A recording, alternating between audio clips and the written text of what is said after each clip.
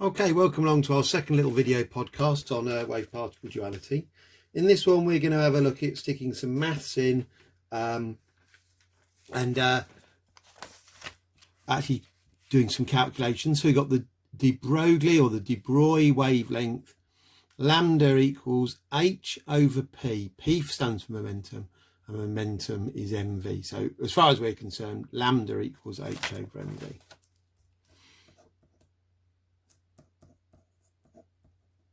And we're going to have a play around with a couple of bits and pieces with this equation. So just a reminder, what we said was that we got strong diffraction if we have a gap, and when the waves that try and pass through that gap, when the wavelength lambda is about the same as that gap. And we get weaker and weaker diffraction as the wavelength gets smaller than the gap. So let's just ask ourselves the question, well, if we can imagine carefully firing a bullet, and I'll put some numbers in here for you. Let's imagine we fire a bullet, it's got velocity 500 meters per second, and I don't know, let's give it a mass of 0.1 kilograms, 100 grams. That's probably quite heavy for a bullet, but gives us an idea. Now, how small a gap could we that bullet pass through? I don't know, but let's say a centimetre, which is 0.01 metres. So we'll split the work. Once you've got the wavelength, I'll have a go at explaining. So let me just rewrite the equation. So what I want you to do is to work out the wavelength this bullet will have, and then I'll grab the old calculator and check it with you. I'll pause that. You pause it now. You got an answer? Good. You can tell me the wavelength of that bullet. Right then. So it's 6.63 times 10 to the minus 34 divided by, mass is 0.1 times 500. So fraction button, I'll turn it on first, 6.63. And then on the bottom we've got 0.1 times 500. So we get a wavelength of 1.326. I think the we'll just call it 1.3 times 10 to the minus 36 meters. Okay, we're just going to pause for a moment because that strikes me as being a very small number. Let's give it a bit of a recap. An atom is about 10 to the minus 10 meters across. So this is 10 to the 26 times smaller than an atom. So that's a million is 10 to the 6. So it's 100 million times smaller than the size of an atom. So going back to this diagram, we would need the wavelength to be about 0.01 meters, but in fact the wavelength is millions of times smaller than the size of an atom. Will the bullet diffract as it goes through here? No, of course not. The bullet will behave as a particle just as you're expecting. Why will the bullet behave as a particle, not a wave? Well, that's a slightly more interesting question now, isn't it? Because the answer is not that it's not a wave. It's just that its wavelength is too small for it ever to go through a gap where it could possibly diffract. And that may just sound like my eccentricity, but I have seen that as a calculation and as a question on A-level physics papers. So that is important knowledge. Let's now move to the electron, and we can use do a similar calculation to find the wavelength of the electron in that tube. So let's imagine that we take, just take a nice round number. We say the electron was accelerated by 1,000 volts. You could see in the previous video, the voltage was in the region of thousands of volts.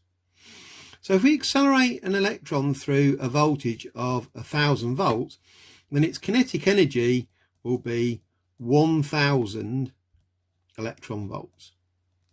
And what we're going to do here is we're going to sort of kind of try a double kind of pause feature. If you're feeling really confident and really on the money, what I suggest you do is you pause the video now and you can tell me what wavelength this electron will have. You just done that? That's great. Probably most of you are thinking, now I need a little bit more help, so I'm going to give you that help and then we'll pause again for you to get on with the next bit of the calculation. So the first thing you're going to need to do is convert EK to joules. And you can look back through previous videos or your notes to see how to do that. The second thing you're going to need to do is use EK equals a half mv squared to find V. And then the next thing you're going to need to do is use lambda equals h over mv to find the wavelength of the electron. Okay, so I'm going to ask you to pause there. Good, so you got an answer, got a wavelength, managed to do all 3 steps. If you couldn't find the math, if you don't know the mass of an electron, pause it again, go and have a look on the data sheet, it's definitely there.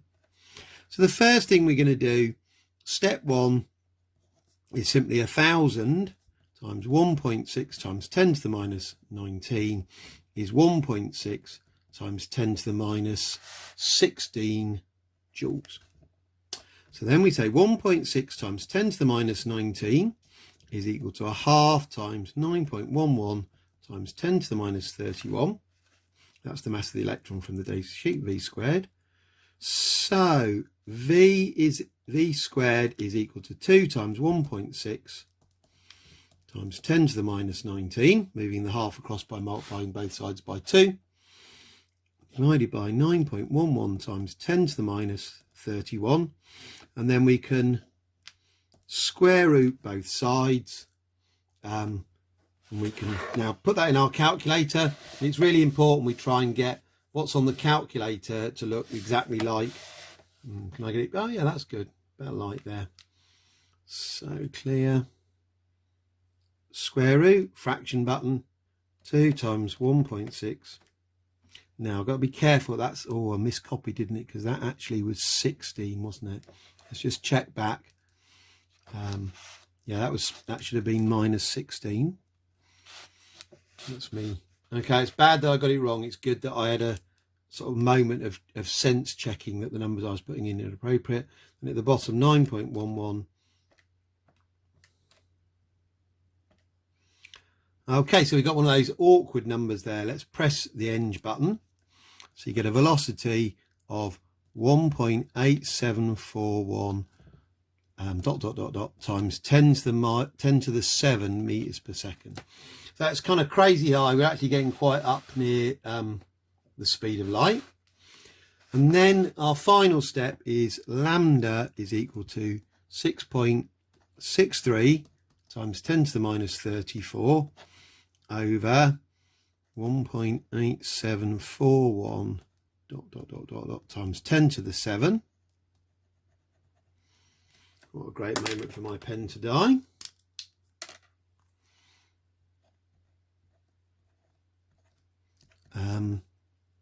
It was MV, wasn't it? So it's 9.11 times 10 to the minus 31, like that. Let's get the calculator back in view and put that in. Now, what I'm going to try doing now, kind of educate you a bit. Let's see if we can store that number. Okay. So if we do store,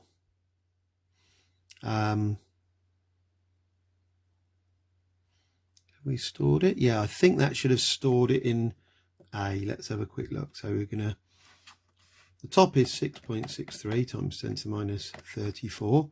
The bottom is what we had before. So I think it's alpha A. So that should be, because we've got the little A come up, where that number was stored.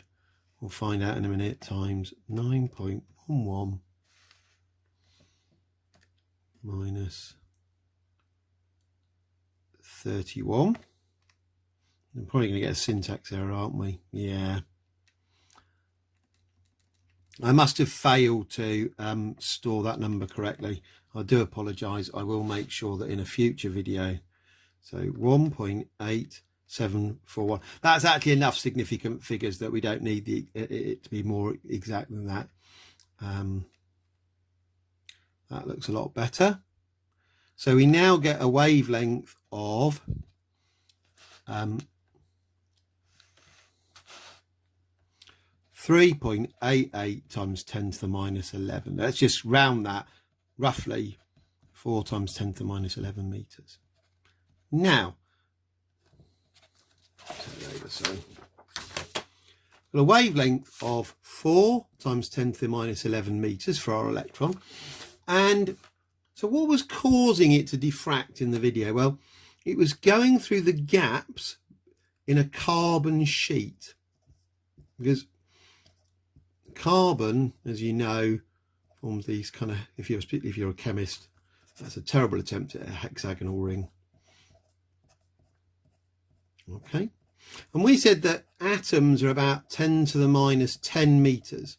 So this hole is about 10 to the minus 10 meters across. The wavelength of the electrons, well, it's a bit under half that, but that means the wavelength is getting on for the size of the hole, and that's why we get strong diffraction when we pass the electrons through that material in the previous video, through the graphite.